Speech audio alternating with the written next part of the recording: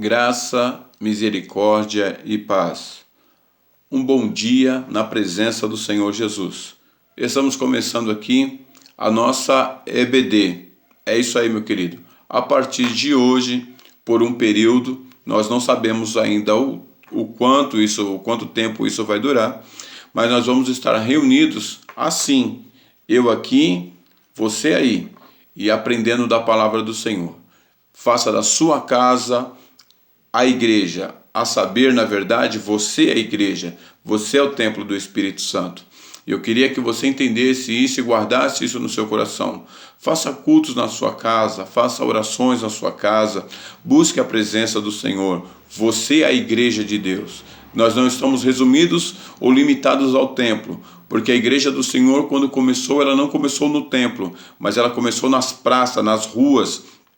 Visto que não podemos fazer dessa forma, vamos fazer no nosso lar, vamos fazer na nossa casa. Abrace a sua família, reúna a sua família, ore com ela, tire períodos de oração, tire períodos de louvor, engrandecimento ao nome do Senhor.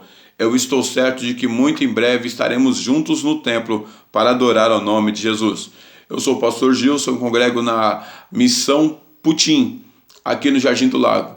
E gostaria de, juntamente com você hoje, dividir a 12ª lição que fala sobre a mulher curvada. Lucas, capítulo 13, verso 10. Queridos, eu tenho por costume dizer que nós não estudamos a revista, nós estudamos a Bíblia com o auxílio da revista, porque o nosso foco aqui sempre foi a palavra do Senhor. O nosso foco aqui sempre foi entender e compreender a vontade de Deus. Então nós vamos estudar a palavra do Senhor com auxílio da revista, tá bom? Você tem a sua revista? Você conseguiu a sua revista? Então vamos lá. Pegue a sua revista, pegue a sua Bíblia, reúne aí a sua família e vamos fazer aquela EBD abençoada para a glória de Deus. Amém? Vamos lá? O texto nos diz assim, Lucas capítulo 13, do verso 10 em diante. Ora, ensinava Jesus no sábado, em uma das sinagogas, e veio ali uma mulher possessa de um espírito de enfermidade. Havia já 18 anos, andava ela encurvada, sem modo algum poder endireitar-se. Vendo a Jesus, chamou-a e disse-lhe, mulher, estás livre da tua enfermidade. Impondo-lhe as mãos, ela imediatamente se endireitou e dava glórias a Deus. O chefe da sinagoga, indignado de ver que Jesus curava no sábado, disse à multidão, 6 dias há em que deve trabalhar. Vinde, pois, nesses dias para seres curado, e não no sábado. Disse-lhe, porém, o Senhor, hipócritas, cada um de vós não desprende da manjedoura no sábado o seu boi ou o seu jumento para levá-lo a beber?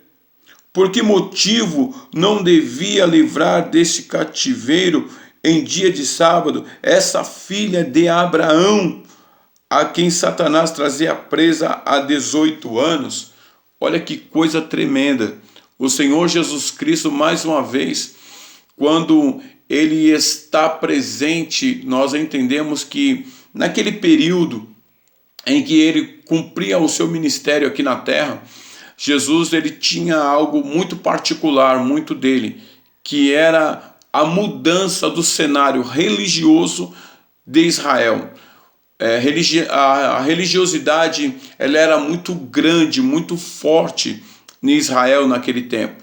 E eu vejo Jesus como alguém que mudava o cenário não só religioso, mas ele mudava tudo. O cenário religioso, político. Na verdade, tudo que tinha à volta de Jesus era transformado pelo seu ministério, pelo poder que havia sobre Jesus. Vamos iniciar a nossa EBD então? Vamos à primeira página, onde diz o texto áureo da nossa lição.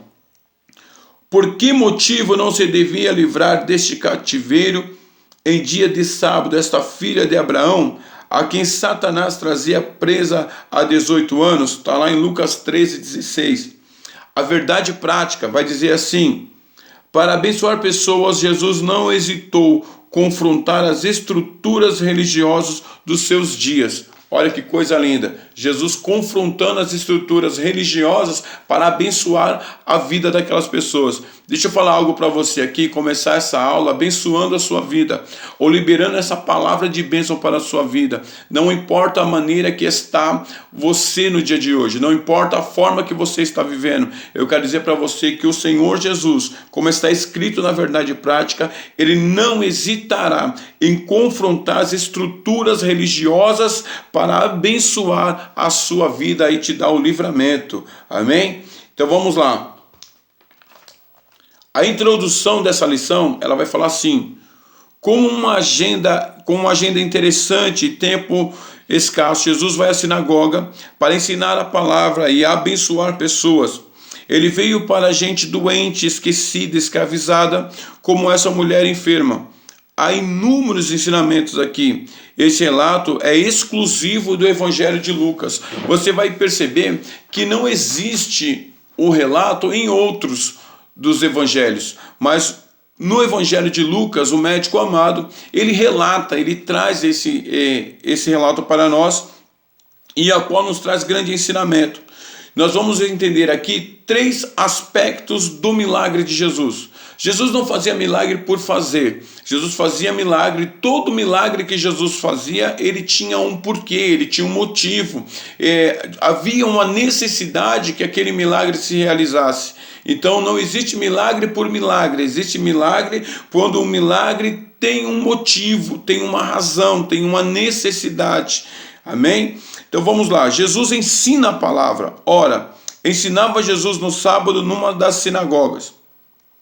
O que eram sinagogas, querido? Eu vou estar fazendo um resumo breve dessa lição para vocês. O que era sinagoga? As sinagogas elas apareceram ou foram inauguradas ou começaram a existir no tempo do exílio do povo, no tempo em que o povo ficou aprisionado, no tempo em que Nabucodonosor veio e aprisionou ao povo. E ele invadiu Jerusalém e ali ele aprisionou o povo. O que acontece? Nesse período o templo foi destruído.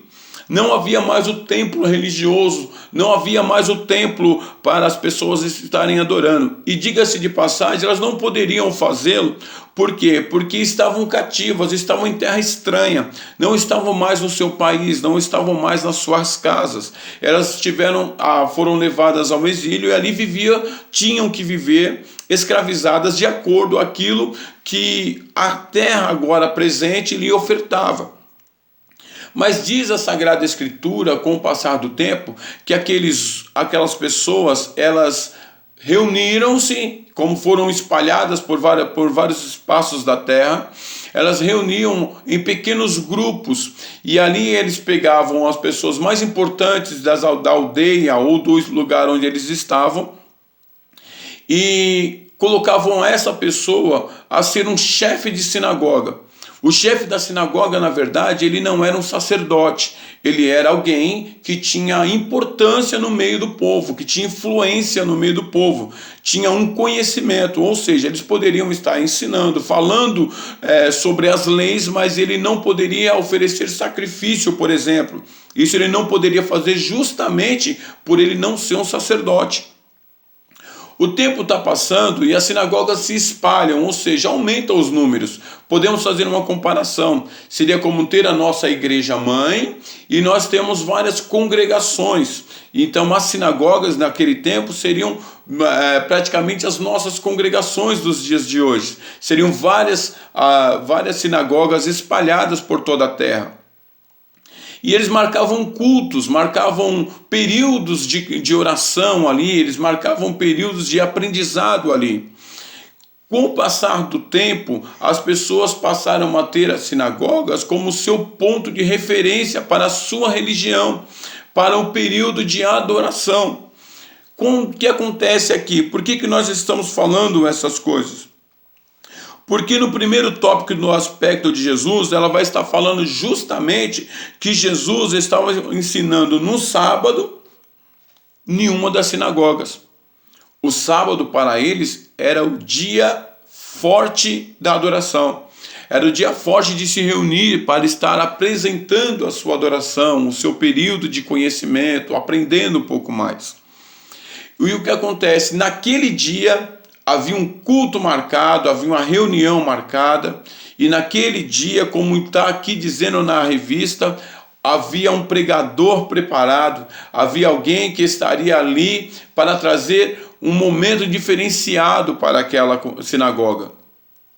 Quem era esse? Esse era Jesus. Jesus estava ali no dia forte da sinagoga, ou no dia forte do ensinamento, ou do aprendizado, da adoração. Jesus estava presente para ensinar, para pregar, para trazer ensinamentos àquela sinagoga. O tópico 2 vai falar para nós assim: era um culto inesquecível. Está no verso de número 13. Impondo-lhe as mãos, ela imediatamente se endireitou e dava glórias a Deus. O que acontece? Enquanto nós estamos falando que a sinagoga naquele dia viveria um culto diferente, viveria um culto maravilhoso, era justamente pela presença de Jesus que estava ali. Mas enquanto tudo isso está acontecendo, alguém entrou na sinagoga, alguém chegou até a sinagoga. E quem é essa pessoa? Embora a Bíblia não relate o seu nome, embora a Bíblia não diga exatamente quem era essa mulher, mas ela diz que uma mulher que estava com um espírito de enfermidade, curvada, ela entra na sinagoga, ela está dentro da sinagoga. E Jesus observa aquela mulher. Mesmo no meio das pessoas, eu não sei se havia um número muito grande de pessoas, se era um número reduzido, limitado de pessoas, mas aquela mulher, naquele momento, quando ela chegou ali, Jesus observou. Mesmo sendo ela uma pessoa enferma e talvez uma pessoa que não se destacasse no meio da sociedade. Deixa eu te falar alguma coisa no dia de hoje. Talvez o que você esteja vivendo no dia de hoje faça com que você seja mais um, faça com que você seja simplesmente alguém no meio da multidão. Mas eu quero dizer uma coisa para você em nome de Jesus Cristo. Jesus está te observando, Jesus está te vendo, no meio do vento, no meio da luta, no meio dos problemas, Jesus está olhando para você. E assim como no dia da adversidade, da luta, aquela mulher, não, embora ela estivesse curvada, embora ela estivesse de cabeça baixa, eu quero que você perceba algo, ela não deixou de ir adorar a Deus. Ela não deixou de ir na sinagoga, ela não deixou de ir cumprir ali o seu direito, o seu dever de adorar, prestar a sua adoração a Deus. Ela não deixou, mesmo com as suas limitações, ela estava presente. Deixa eu te falar algo em nome de Jesus, não permita que as suas limitações te afastem da presença do Senhor, não permita que as suas lutas sejam maiores que a sua vontade de adorar, não permita que nada que está à sua volta impeça a sua adoração ou seu momento de intimidade com Deus. Permaneça, fica firme, acredite, Deus tem algo maravilhoso para a sua vida, e essa mulher neste dia, ela vai encontrar algo. Desta forma, como eu te avisei e como eu te falo no dia de hoje. Quando ela chega, talvez para ela fosse mais um culto, talvez para ela fosse mais um dia, mas este dia era diferente. Era um culto maravilhoso, com um pregador cheio de Deus, com alguém que poderia mudar a história dela.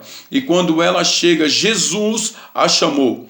E quando Jesus a chama, diz para aquela mulher, impondo-lhe as mãos, e diz para ela que ela está livre da sua enfermidade e agora ela pode se endireitar, erguer o seu corpo. Perceba que aquela mulher, estando curvada, ela somente tem uma maneira de olhar, que é para baixo. Ela não consegue olhar para cima, ela não consegue erguer a sua cabeça. Talvez tudo que o adversário quer é te manter de cabeça baixa. Talvez tudo que o adversário quer é te manter olhando para o chão, mas no dia de hoje eu estou dizendo para você, o Senhor Jesus quer mudar a sua história. Não deixe de adorá-lo, não deixe de buscar a presença dele, porque ele está presente aí onde você está, ele está próximo de você aí, ele está bem juntinho na sua casa, do lado da sua família, disposto, pronto a abençoar você e a te abençoar e abençoar toda a sua casa. Amém? Em um dos espaços, ela vai estar dizendo, Jesus nutria um apego exagerado, não nutria, na verdade, um apego exagerado ao templo judaico. Existem muitas pessoas, queridos, que a religiosidade os faz ficar preso ao templo. A minha igreja, a minha igreja, a minha igreja, a minha igreja, a minha igreja e a minha igreja. Amém, eu também amo a minha congregação. Também sou apaixonado pela minha congregação. Eu também tenho saudades da minha congregação nos dias que não tem culto. Eu tenho saudades da minha congregação no período em que tudo que eu queria era estar lá dentro, sentado com os meus irmãos adorando. Mas eu preciso compreender que não é o templo que traz a salvação. Eu preciso entender que o que muda a história do homem não é o templo, mas é a presença de Jesus. Jesus é maior do que o templo. Jesus é mais poderoso do que o templo. Jesus é mais poderoso que um símbolo religioso. Ele é muito mais do que isso. Porque se não fosse assim, talvez a presença de Deus estivesse só no templo naquela época. Mas passado o tempo, enquanto eles estavam cativos, quando surgiu as sinagogas, Jesus estava presente na sinagoga. Se não tivesse a sinagoga e eles tivessem feito um culto dentro das suas casas, você pode ter certeza, o Senhor estaria presente lá, como Ele está presente na sua vida no dia de hoje. Amém? Aquele era um culto no qual havia espaço para a cura, para a glória de Deus e para a alegria desmedida. Olha que coisa maravilhosa.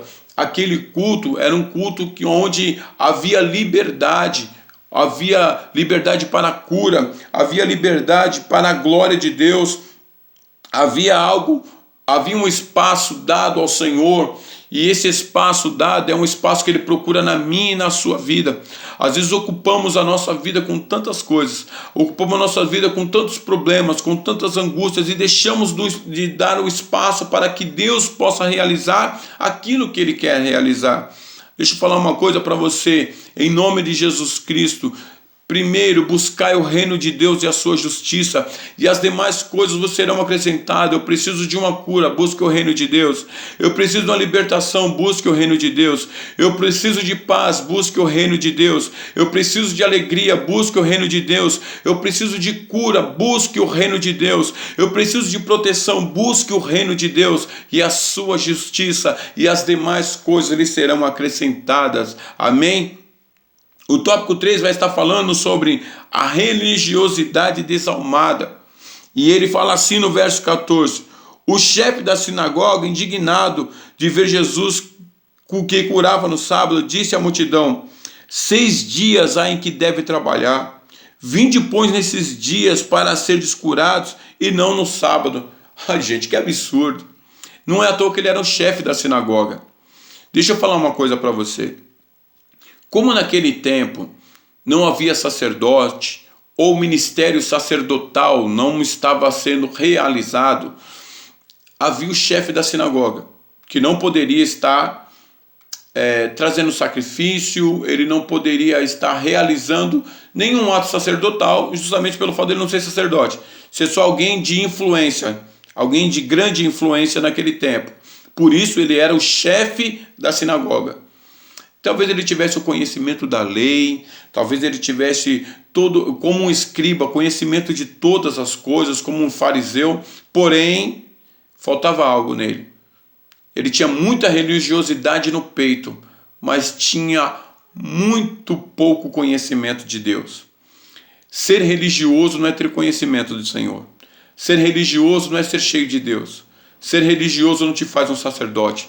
Ser religioso te faça um chefe de sinagoga, talvez, mas não um sacerdote. Naquele tempo, aquele homem demonstra o seu cuidado pela lei, o seu cuidado pelo sábado, mas esquece de demonstrar o amor. Você lembra do que está escrito lá no livro de Coríntios, capítulo 13? Ainda que eu falasse a língua dos homens e dos anjos, se eu não tivesse amor, de nada me adiantaria. Eu seria como um sino, como um metal, um sino que tine, ou um sino que bate e o seu som é vazio. Por quê? Porque está faltando alguma coisa, ele está oco por dentro. Existem muitas pessoas vazias de Deus, cheias de religiosidade, mas muito vazias do Senhor. No dia de hoje eu recomendo a você arrancar de dentro de você a religiosidade, o espírito de religiosidade seja arrancado do seu coração e haja sobre você um espírito excelente, e haja sobre você a excelência da graça de Deus sobre a sua vida, em nome de Jesus Cristo. misericórdia necessária a todos, misericórdia necessária a cada um. Você lembra do bom samaritano? Você lembra? As pessoas que passaram por ele eram todos religiosos. Um sacerdote passou por ele, um levita passou por ele, mas não usaram de misericórdia, não tinham em si a marca da misericórdia. Mas alguém que era desprezado, alguém que eles consideravam alguém que deveria ser lançado fora do seu tempo, o que acontece? Ele vem, pega aquele homem, cuida dele, oferece-lhe o que ele tinha, e o que ele tinha dentro de si era misericórdia. Ele tinha amor. As pessoas nesse tempo estão esquecendo disso, estão esquecendo de demonstrar o amor, de entregar o amor para simplesmente viver períodos de religiosidade. Eu te convido, vem para o Senhor, vem mais para perto de Deus, vem mais para perto da graça do Senhor e seja misericordioso também em nome de Jesus Cristo. Então esses são os 3 aspectos do milagre. Nós vamos também entender o que revela sobre Jesus. Esse é o tópico 2 e eu queria que nós entendêssemos um pouco sobre o que ele revela sobre Jesus. Então vai dizer assim, ele vê pessoas simples. No verso 12 do capítulo 13, vai falar, vendo a Jesus, chamou-a e disse-lhe, mulher, estás livre da tua enfermidade. O texto de Lucas parece ser sutil, quando diz em relação à mulher, vendo a Jesus, chamou a si. Jesus Cristo tem olhos para ver quem ninguém vê. Aquilo que ninguém está vendo, aquilo que ninguém observa, os olhos do Senhor alcançam. Os olhos do Senhor alcançam as coisas mais remotas, mais distantes, e por menores que sejam, Ele tem conhecimento. Há quanto tempo aquela mulher frequentava aquela sinagoga? Será que ela era percebida? Que valor ela tinha para eles? Provavelmente ela era conhecida pela sua enfermidade. Olha que coisa interessante. Aquilo que era para ser usado de misericórdia para com aquela mulher, talvez tivesse, durante todo o período que ela frequentava a sinagoga, tivesse sido uma marca sobre a vida dela. Talvez, olha, vocês perceberam se a encurvada veio hoje? Vocês perceberam se a corcunda apareceu aqui hoje? Está faltando a corcundinha, ela não apareceu hoje. Rapaz, a corcunda chegou atrasada. Seria mais ou menos isso que aconteceria naquele tempo. Mas deixa eu te falar uma coisa, Jesus percebe, Jesus enxerga. Você imagina quantas vezes aquela mulher foi magoada por estar lá vivendo um período de enfermidade. Você percebe quantas vezes aquela mulher pode ter sido ferida por palavras de alguém dentro da sinagoga, por ser alguém que estava passando por um período, um processo na sua vida. Talvez você conheça pessoas que estão passando por esse período. Talvez você seja uma das pessoas que esteja passando por esse período. Um processo de enfermidade que muitas pessoas podem julgar e apontar para você e dizer para o outro. Vocês perceberam a doente ou o doente? Vocês perceberam se ele estava aqui hoje ou se ela veio aqui hoje? Deixa eu falar algo para você.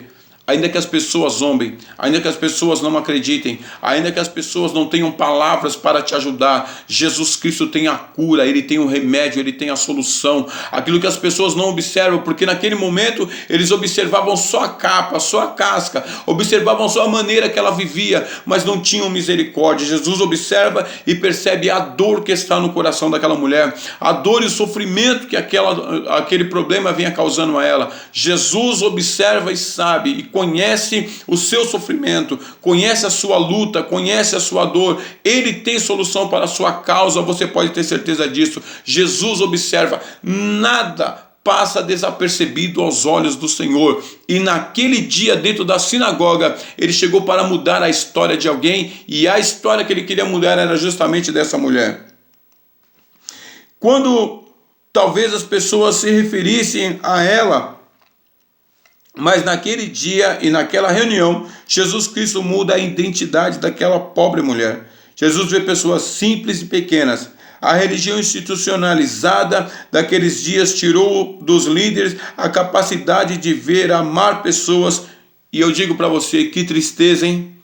Os religiosos do tempo não conseguem de maneira nenhuma observar a dor e sentir a dor daquelas pessoas. Perderam a capacidade de amar, perderam a capacidade de sentir a dor do próximo, né? com prédios, estruturas e instituições, são colocadas acima das pessoas. Elas perdem seu maior propósito. Uma pessoa vale mais do que instituições. Concordamos com isso? As pessoas valem mais do que instituições. As pessoas valem muito mais do que os bens materiais que estão à nossa volta. Você concorda comigo que as pessoas valem muito mais?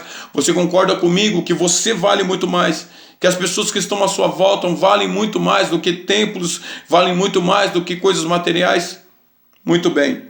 Como disse Timothy Keller, a igreja não é um museu para santos imaculados e perfeitos. Uma enfermaria de hospital para pecadores quebrados. Deixa eu falar uma coisa para você. Eu costumo, muitas vezes, conversar com as pessoas. Eu costumo dizer que a igreja, nos dias de hoje, ela tem que ser menos tribunal e mais hospital. Às vezes nos colocamos tanto como juiz, né? Nos apresentamos como juiz da causa alheia. Nos apresentamos e nunca temos misericórdia. Dificilmente alguém que se ponha como juiz tem misericórdia. E deixamos de compreender que o nosso papel como igreja é ser um hospital na terra. É ser aquele que vai cuidar da ferida. Ser aquele que vai sarar as enfermidades das pessoas. Representantes de Cristo, deixa eu chamar a sua atenção. Comece a usar o bálsamo que Deus colocou nas suas mãos. Comece a usar a unção e a graça do Senhor para abençoar pessoas. Comece a usar a palavra de Deus para a cura, para a libertação. Olhe à sua volta e perceba quantas pessoas enfermas, doentes estão à sua volta. E você tem guardado dentro de si somente religiosidade. Cuidando do templo, cuidando de coisas que estão à sua volta e esquecendo das pessoas. O centro da palavra, o centro de tudo aquilo que Jesus veio fazer sobre a face da terra foi cuidar das pessoas. Ele não veio salvar materiais, ele veio salvar pessoas. Ele não veio dar vida a coisas, ele veio dar a pessoas. O seu ministério está pautado aonde? Em que? E deixa eu falar uma coisa para você. Jesus Cristo teve todo o seu ministério pautado em mim e em você, em pessoas. Você vale muito mais. Amém? O tópico 2 do que aprendemos. Ele liberta. Vendo a Jesus, chamou e disse-lhe: mulher, estás livre da tua enfermidade. Jesus Cristo veio para libertar o ser humano. Um dos textos mais lindos das Escrituras está em Atos capítulo 10, verso 38. Deus ungiu a Jesus de Nazaré com o Espírito Santo e com poder, o qual andou por toda parte, fazendo o bem e curando a todos os oprimidos do diabo, porque Deus era com ele. Jesus veio para quebrar as cadeias e grilhões. Ele também disse que o ladrão veio para roubar, matar e destruir. Não existe vida verdadeira onde impera as trevas, os demônios e a escravidão. Todo espírito que encurva, que achata, que diminui potencialidades, é maligno em sua essência. O texto bíblico diz claramente que um espírito de enfermidade, um espírito maligno, encurvava ela, e ela não podia de modo algum endireitar-se. Havia um fator espiritual causando aquela deformidade, mas Jesus a liberta. Glória a Deus. Jesus Cristo é o Senhor, é Ele quem liberta, é Ele quem transforma. O maior desejo de Jesus naquele tempo, e é até os dias de hoje, é a libertação do ser humano, é a transformação do ser humano. Ele não quer que vivamos de cabeça baixa, Ele não quer que vivamos curvados, Ele não quer que tenhamos um tempo de treva em nossas vidas, Ele quer que vivamos na sua luz e para a sua glória. Ele tem motivos para ser quem é, porque Ele é o Senhor da nossa vida. O tópico 3, ele vai dizer: Ele é maior do que a religião. Jesus não era limitado à religião, Ele é maior do que a religião. O verso de número 14 do capítulo 13 de Lucas vai dizer: o chefe da sinagoga, indignado de ver que Jesus curava no sábado, disse à multidão: 6 dias há em que deve trabalhar. Vinde, pois, nesses dias para seres curados e não no sábado. O homem ficou indignado. O homem não conseguia entender como é que alguém pode curar no sábado. Agora eu te faço uma pergunta. Jesus, ele era muito sábio, ele tinha muita graça em si. E eu acho interessante que Jesus, ele confronta este homem. Ele confronta não só o chefe da sinagoga, mas ele confronta as pessoas que estão à sua volta, que acreditam no que ele está falando, que aceitam o que ele está falando. Aí vem Jesus e diz para ele assim: ora, porventura no sábado, vocês não desatam o boi e não levam para beber água os seus jumentos, os seus animais, e levam para beber água, ainda que seja puxado pela corda, vocês não levam para beber água. Naquele tempo, eles tinham mais misericórdia do animal, porque se faziam isso, faziam por dó, pelo cuidado que tinham pelo animal, faziam isso com muito mais cuidado pelo animal do que por um ser humano, do que por uma pessoa. Aonde está a misericórdia? Aonde está a visão destes homens? Aonde está a visão dessas pessoas? Olha, nós percebemos então que essa religiosidade, ela é podre, ela é estragada, ela só veio para matar. Existem muitas pessoas fazendo muita coisa errada em nome da religião. A religião veio destruir verdadeiramente, mas Jesus Cristo, ele veio para dar vida e veio a dar com abundância. Eu quero dizer para você que eu não sei o período que você está vivendo e quanto tempo faz que você está vivendo essa situação, mas Jesus Cristo veio para te dar vida, e no dia de hoje você vai alcançar libertação para a sua alma, libertação para a sua vida, em nome do Senhor Jesus Cristo. Nós vamos aos ensinamentos. A hipocrisia, ela não é aceita. O verso de número 15 vai dizer: disse-lhe porém o Senhor: hipócritas, cada um de vós não desprende da manjedoura no sábado o seu boi ou o seu jumento para levá-los a beber, como eu acabei de apresentar a vocês. Esses homens pegavam, desprendiam da manjedoura e levavam seus animais a beber a água, davam alimento aos seus animais, mas ao seu semelhante de nada usava de misericórdia. Eu quero te fazer uma pergunta aqui no dia de hoje. Você conhece alguém que é capaz de dar um bife